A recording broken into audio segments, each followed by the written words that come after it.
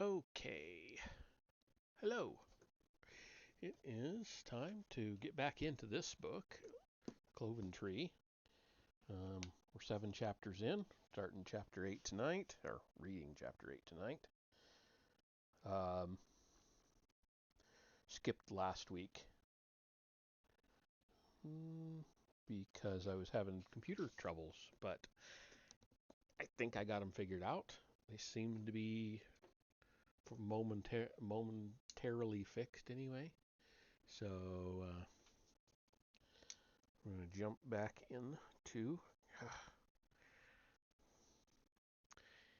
into this book as soon as I get these filthy glasses cleaned up a little bit. If I can't see through them, I'm no better off with them than I am without. So, all right. Chapter 8, The Cloven Tree. Here we go.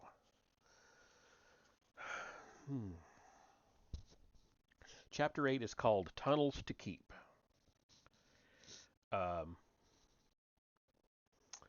Lelobran, Oxbow, and Brander returned to the command post. The remaining members of the mission were preparing food, checking gear, stowing reserves, or sleeping. Some of the gear they were checking had been here for years, as the Killian raiders themselves had kept reserves in this gallery. The food was long since ruined, but there were numerous other caches as well.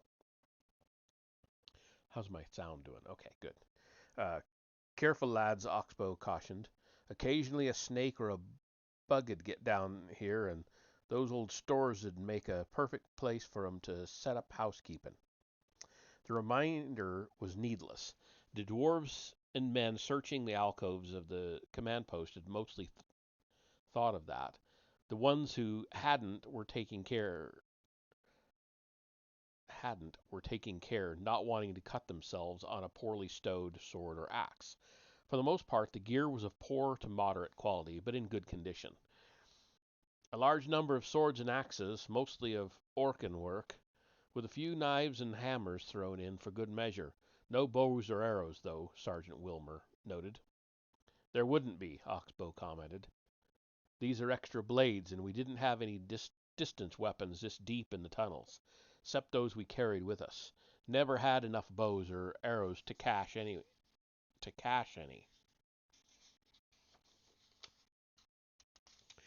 Brander took one of the swords from the cache and examined it. Yes, definitely Orcan goblin style, not too poorly crafted for that, and well cared for despite its origins. No rust and still slightly oiled. This is surprising. No, Captain Brander, Oxbow said, it's not. Most of our weapons were made for orcs, but by us. The orcs were the ones that taught us how to smith. We learned quickly to take care of the stuff we had, or for the lack of rust, well, as for the lack of rust, well, these tunnels are kinda dry most of the time. That's why we stored 'em here. The dwarven the dwarf nodded approvingly. Why was this equipment left here? We didn't need it for the 10th battle, Oxbow replied, so we left it cached. Some of us were going to stay here and keep on fighting to throw down more of the warlords, but that daydream ended with the 11th battle, Oxbow said, suddenly dejected. From his mood, it was apparent that that subject should be left alone. Owen had also been looking at the stored supplies, but had turned back to what they had carried in from the camp. He picked up a crossbow from the stack, roughly a foot long, and designed to be used with either hand or both. With his other hand he measured one of its bolts to the weapon, though he did not load it. The 8-inch quarrel seemed cute compared to the ones he used. This is almost a toy. Is it actually any good? One of the dwarves replied. It will not have the range of a bow or one of those works of art you carry, Bow's son. Owen flushed at the compliment, but it will have punch. At 5 yards it should pierce nearly any armor but dwarf plate or wormhide. They're inexpensive and light, so we could bring very many of them. They're easy to use and quick to reload. That led Owen to another question. Why so many, and all the arrows? They had brought over 3 pack horses worth of each. If we have to fight the garrison, Castor replied, we will be heavily outnumbered, 10 to 1 at least. Enough arrows will let us cut those odds considerably. The men taking our extra horses back to our regiment are not quick or accurate enough archers for this kind of work, most of them. Of course, they are still new to the King's Guard. Some of them might get to be as good as hot hands and blister here. Ah, Owen said, now realizing the origin of those two nicknames. Then he changed the subject. How long do you think we'll be here, Dad, before Mr. Taurus returns? 10 days? Oxbow considered it. It'll be at least a week before he returns. Most of us'll most of us'll have gone to the castle by then, though. Anyway, it's 4 days to the lair. 4 days by the pace where'd I get doctor out of that? 4 days by the pace Mr. Taurus will take 'em. Then 3 days getting into it, and a day or two to search. Maybe more if they have to prove that the thing ain't there. 10 days to 2 weeks. That long? Sergeant Wilmer asked, startled. I'd have thought it'd be quicker. It'd be a quick search, one that they wanted to be thorough but fairly swift. It was Owen that answered. No, Sergeant, he'll have to be a lot slower than that. How do you know? The sergeant asked in suspicion. Owen chuckled. Mr. Taurus did teach me how to hunt, almost as much as Dad. He said that hunting drakes or fenworms was always about stealth, just like hunting any animal. If it knows you're there, the job's 10 times as hard. Now going into a lair, he said, is the most demanding task of a dragoneer. You have to be part of the place. That's why we, Owen said, referring to himself and the rest of the reserve lair party, are still on scent rations. If you do it right, the drakes that are there won't notice the change in the lair's smell. You have to go slowly or they'll notice. The trick's to not have them think about it. If they don't think about it, they won't notice you're there if they don't see you. And if they do, you're dead, one of them muttered. Again, Owen disagreed. Mr. Taurus always said that being seen was the worst danger, but only adult males would try to kill you out of hand. The young would point you out to the elders, and females would drive you out of the lair, but they'd leave you alone unless you threatened the kids. Then nothing could help you. But if you left the kids alone, while they wouldn't go out of their way to be polite, they'd consider the problem solved once you left. A male, though, an adult male, he's a threat, and one who'll follow you to all hells to get his revenge. The soldiers considered this. Sergeant Wilmer doubted Owen's statement simply because he was not sure of how well informed Owen was. Then he saw Lelibran nodding in the dim light. Gradually, the rest of the soldiers noticed as well. Well spoken, Owen, son of Owen, the elf captain said. Thou art well informed on this subject. I can see why Taurus insisted upon thy company. The young man's statement is true, Lelibran said to the rest of their company. The hierarchy of worm society hath male and female provinces, more so than any other speaking race. Male dragons are what dragoneers combat. Female drakes now restrict their activities to preserving their race, rarely engage in combat, and so are considered sacrosanct, untouchable. It was not always so, he said, reflecting on the ancient days of the war.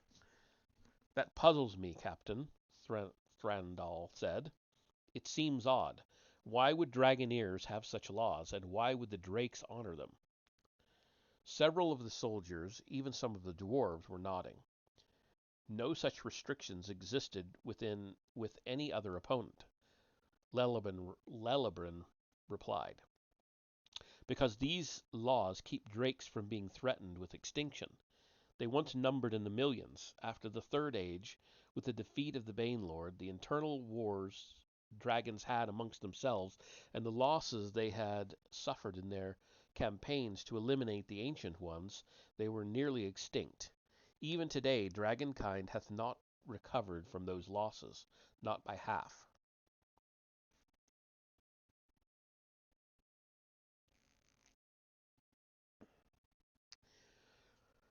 We enacted these laws for dragoneers simply to keep the drakes from always fighting for the survival of their race. If we did not, the terror, the fury of unrestrained dragons would always be present.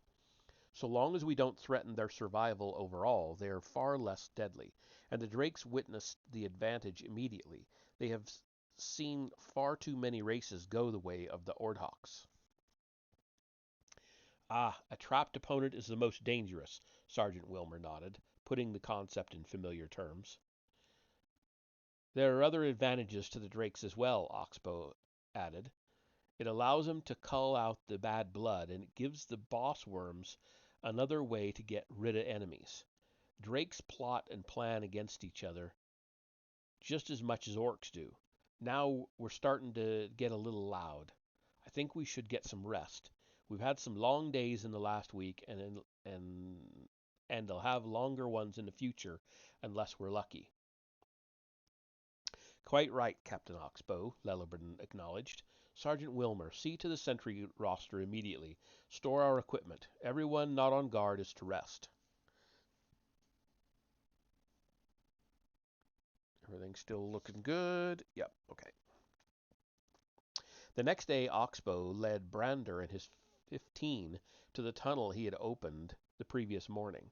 Just beyond the place where the wall had been, perhaps 50 feet up the tunnel, they found the first corpse. Only a skeleton now. They could tell from the armor and the gear that it had once been an orc.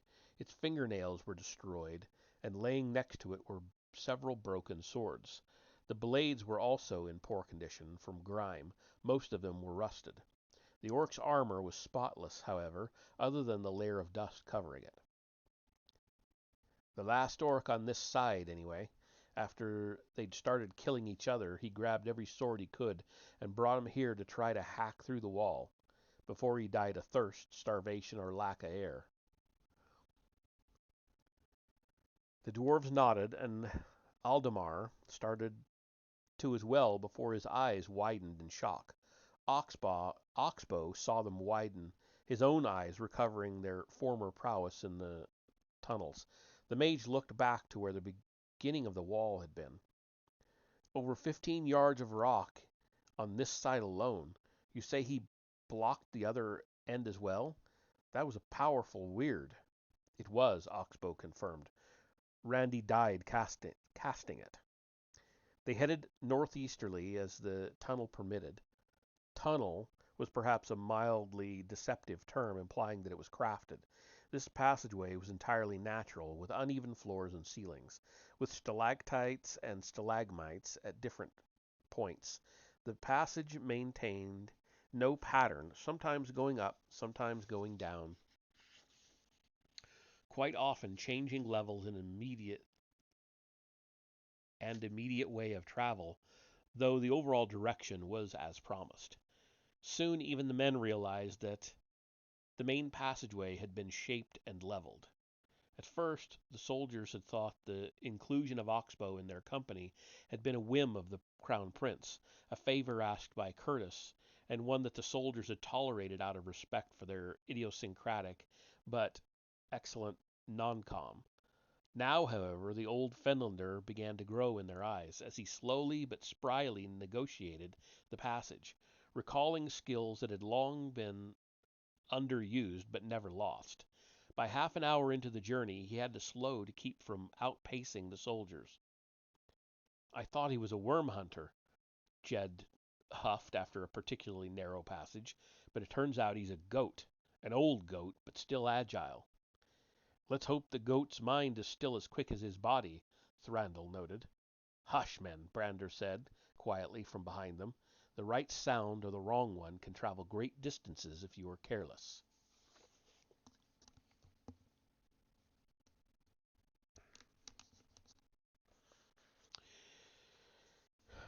After some time, the close, crawling passage gave way to a chamber that was about 100 feet in height and half again that in length.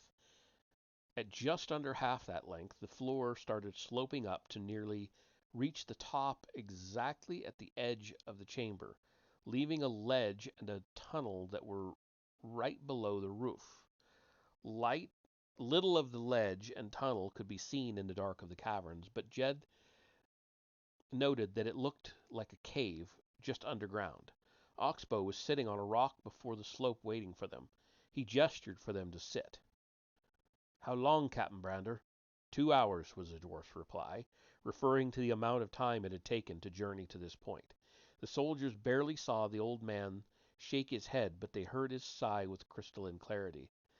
I am old, Captain Dwarf. In my days I could take this passage in a quarter of that. This startled the soldiers immensely. Oxbow, Brander replied, that is still a respectable pace for that journey, particularly if you have not spelunked for half a lifetime. What place is this? Oxbow pointed over his shoulder with his thumb. Breeson's Choke. This is where we'll find most of the bodies, I'll bet. Randy sealed off 2 miles of tunnel, though it's nearly 7 miles of travel. This is the highest point of the section, and it's the most defensible. Once sealed, this would have had the best air until it was breathed up. If the orcs were held here long enough, they'd have suffocated. This section doesn't vent well to begin with. When it's cut off, it's pretty much a sealed box. Despite its length, the amount of air here isn't much more than you'd find inside a convoy of ships. When put in those terms, it made sense. Every member of the mission who had not trained for deployment at sea had worked with those who had, and dwarves did not need the comparison, having grasped the reference to ventilation instantly. Oxbow ordered them to check their kits. Brander smiled approvingly. The soldiers found that more of their gear had been displaced and damaged in their travel than they had normally encountered in a day, and everyone had a strap or two at least that had been loosened. While the soldiers were fixing these, Oxbow whispered with Brander. How'd they do? For men they traveled well, though they did make too much noise. They are still acclimating to the light in these tunnels. All right, my boys, Oxbow said to everyone, pitching his voice to carry just so far. We need to wait here, while our eyes finish adjusting. This is the best place for it. This section has no places where sunlight can get in, so it's the least bit of light for miles. Grab some food and some sleep. If you see any source of light, avoid looking at it. Castor formalized the order. Night discipline from here to the castle. Night archery discipline. There was a sigh heard, but the men obeyed. Oxbow had advantages at night discipline, having been born in a slave mine, plus his intimate familiarity with the tunnels they were going to use. The King's Guard had only their training, which was based on two principles. The first is simple: control the light that you use. The harder part is learning not to focus on light sources. But men learn to not look at the sun. If one light source could be avoided instinctively, so could others. Majory made it completely practical. Aldemar went to each man, giving him a supply of supplements designed to augment vision, supplements manufactured by wizardry. Among other things, they increased pupil dilation and blood flow to the eyes.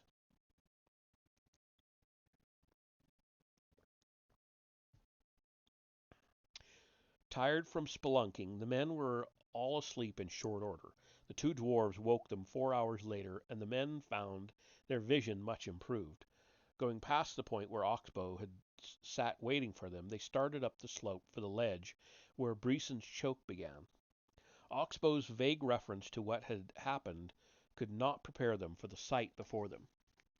Breeson's choke was aptly named, for it was just 7 feet from the floor of the ledge to the ceiling of the cavern, which was unchanged over the tunnel. The fact that they could stand just seemed to emphasize the closeness of the passage, which was never more than 40 or 50 feet wide. It narrowed considerably before the far end, which could not be seen in the distance, at a number of points narrowing to 5 feet before widening out again. It was literally a place where one man or a few could hold an army, and for the choke was packed with corpses. Beheaded, cut to pieces, disemboweled, run through, garroted. It seemed that every manner of violent death was represented except crucifixion. Some of the corpses were burned, though whether before or after death was no longer readily apparent. Some of the corpses had been chewed on, and a more detailed look at the burned corpses revealed that some of them had been cooked like livestock on a spit. Strangest of all, and most horrifying, some of the corpses had mummified, while others had decayed to bones. "We held him here nearly half a day," Oxbow said in a strangely detached voice. "We'd brought long spears and shields to this place just for that. They came from the castle, so we were defending the main tunnels to the west. We made him pay nearly an orc a yard just to reach the middle. We held as the young uns and women we'd rescued were taken into the main tunnels, and our wounded too. Seemed like forever before the messenger came that reinforcements were coming from one of our other groups. The orcs must have heard or figured it out, 'cause they set fires to burn out our shield wall. Nearly worked, and Anders got run through the leg before the wall could be reformed. 20 of us fell reforming it, and by then we'd been driven to this side. We pulled the wounded we could with us, and Anders ordered us out. Saved 12 volunteers, and told the rest of us to seal the tunnel. I'd have stayed too, but he ordered me to go." The quiet remembrances of Oxbow, spoken at just over a whisper, deeply affected the soldiers, none of whom had ever seen such tightly packed carnage. The chaotic mixture of preserved corpse and exposed skeleton had added to the horror of the scene, but Oxbow's simple speech made the sight profound instead of putrid. This was heightened as the elderly man, suddenly feeling his years, lost control of the detachment which he'd behind which he'd hid his emotions. He burst into shuddering sobs, crying openly. I should have stayed," he said, before his emotions robbed him of speech, and he fell to his knees. Brander put a steady, reassuring hand on his shoulder as Aldemar knelt next to the old Fenlander, speaking quietly in a voice first heard by Oxbow alone. After some minutes his voice began to carry to the others. "Captain Oxbow, and these men rejoice from the next life at the prosperity that you have had. You did not fail them. You honor them in their memory. Because of how well you captained your brethren, these men did not die in vain. Now stand, sir, for they would not that you grieved too much. Tears still flowed down his face, but Oxbow now had his composure. Looks like they stopped the fires too late, and most of 'em died from lack of air. Most of those that hadn't died when they turned on each other, he corrected. Looks like those that didn't rot were the ones that were gutted and bled out. Others they'd Otherwise they'd be like the first one we saw. These caves aren't cool enough to keep 'em from rotting otherwise. Shaking his head to clear his mind, he spoke again. Let's see. Yeah, okay. I just wanted to see how far have left. Uh, well, Captain Brander, this is the best route to the castle. The directest, the stealthiest. Most important, it'll be the least guarded, 'cause it was blocked off. It took us years to replace it for our final raid. We'd best start clearing it. There's an old gallery half a mile past the other side where we can put 'em. Brander sent one of the dwarves back to Lellebran for more personnel, as the rest of them started to see to the burials. Owen, Oxbow's son, McOwen, thought the situation to be extremely peculiar. First of all, having to spend the last several days extensively traveling while crouched on his belly or in a squat was not something to which he was accustomed, being a fen walker. Second, going through the tunnels themselves, the journey and the reason for it seemed like legend come to life, though he would never have admitted it with the way the soldiers first treated him. As often happens when men find themselves in some form of unexpected situation, Owen found that the tales of the experience were nothing like the experience itself.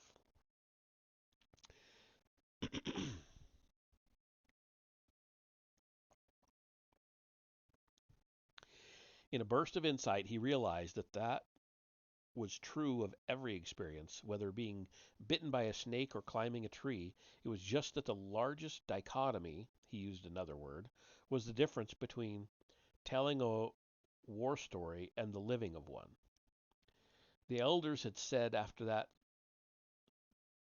the elders had said often that soldiering was brutally boring, brutally fatiguing, brutally absurd, and brutally, well, brutal. The stories they had told of the Killian raiders left Owen dreading experiencing the brutality. Now that he had an inkling into the boredom, the fatigue, and the absurdity, they had told stories of that war band. They had just left their participation in it to be negligible.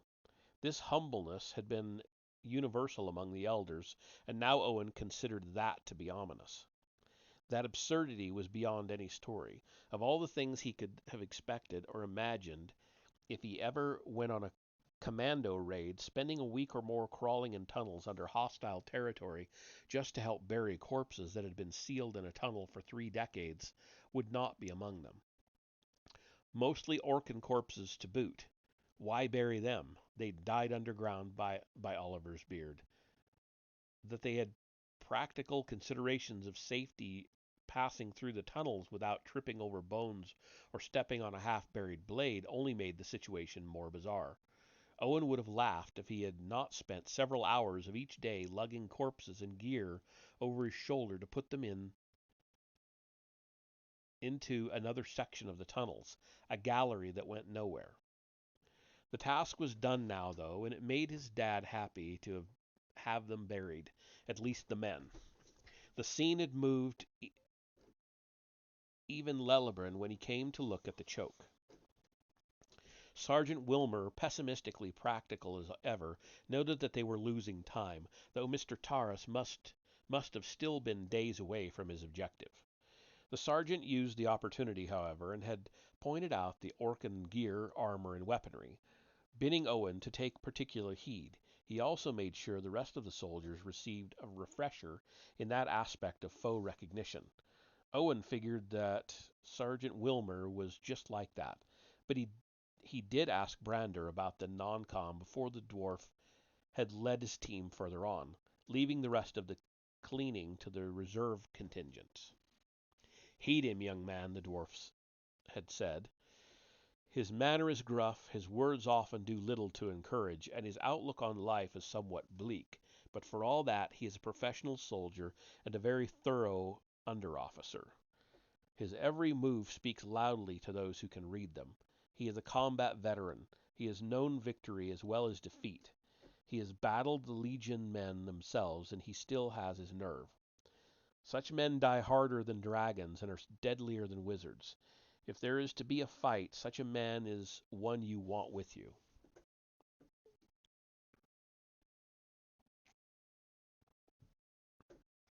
Coming from a dwarf, that was more than an endorsement. It was a guarantee of authenticity.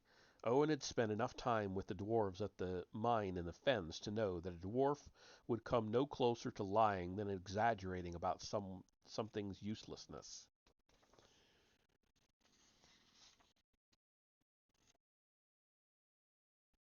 Not fit stone for an orc's cairn, he remembered his father quoting a now forgotten dwarf. For his part, Oxbow hardly had to think of those days any more now that he had spent over a week in the tunnels again. Much of it he had tried to forget in the days after the 11th battle, including that dwarf's name. It hadn't completely worked, not even with the help of the wizards back home. He knew now that they'd put forgettins on him too. He still had the dreaded memory of their final sweep and the massacre of the battle-hardened raiders, many of them anyway, that had that had resulted. It was one of several decisions that he made that he now second guessed.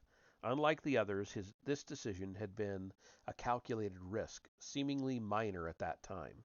In the end, though, he felt it had only killed over 70 of he felt it had only killed over 70 of his best friends and fighters.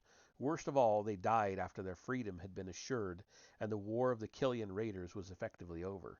So their deaths had been a pointless waste, worse, he thought, than if they had died as slaves. Grimacing, he brutally suppressed that thought as he had ever since. There was nothing he could do about it now, he thought again. Also, he had done as also also as he had done ever since that fateful day long before. Think of your job, he thought to himself, remembering his current location. He roused himself from his reverie to lead Brander on with difficulty.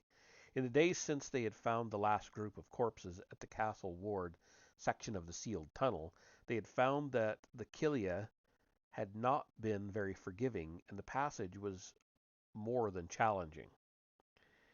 Earthquakes had narrowed several sections of the tunnel and had filled others completely. This happened thrice, and they lost 2 days as Oxbow slowly led them through the blockages. 4 others Brander assessed as safely removable, but to do that would take time. So for 3 days, Oxbow, Brander, and Zothras, one of the elves, had scouted out ahead using an old elven tactic where one of them was always awake. The same member of it, the same member of it. He would perform the watch duties until he was too spent to continue. This way, the others of his team were always fully rested until the sentry fell out. That was a little confusing. Um, None of them liked this technique, but it had allowed them to make up some lost time. The journey had still been rough, but now Oxbow and Brander were nearly to the castle. Brander felt what he was sure was hammer blows coming through the stone. The passage turned now for the last time unto the northeast, and ominously became quite simple to travel, as if it were a highway. Oxbow had expected this, but still did not stop. Going another half hour, just to be certain that they were in populated tunnels, they rounded a corner, nearly running into the backs of the 3 orcs that were overseeing slaves mining in the next gallery. "All right, you maggots," the orc in charge shouted. "I said put your backs into it, and I mean it."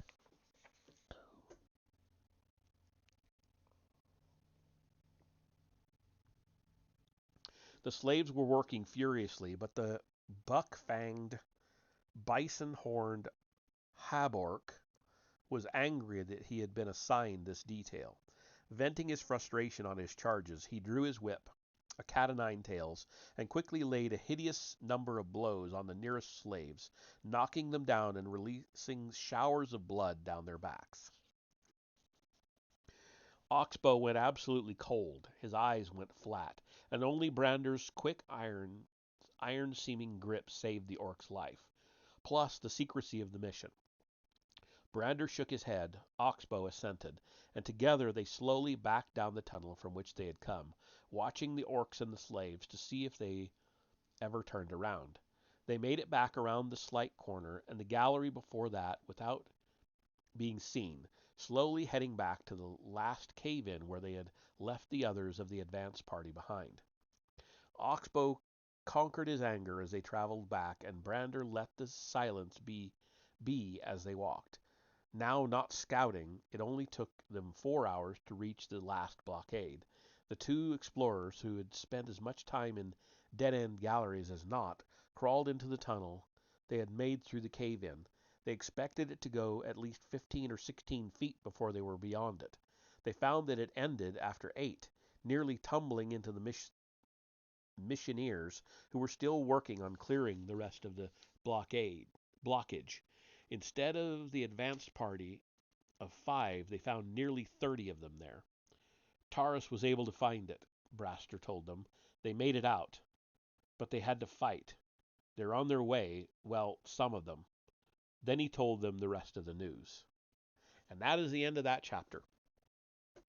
So that's where I will leave it off. 40 minutes, not too bad. It was a little bit short, that chapter. Let's see how long the next one is.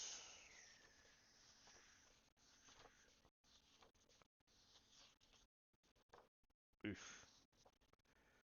The next one is 21 pages, so it's a bit longer. Um, and that'll be Taurus in Pain. And we will get to that one next Wednesday.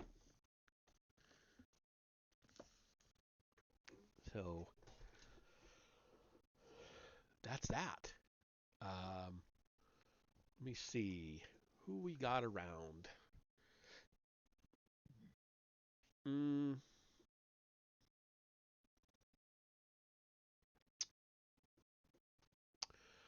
well, I don't feel like rating anybody tonight. I'm not going to do it. So I will see you all next time.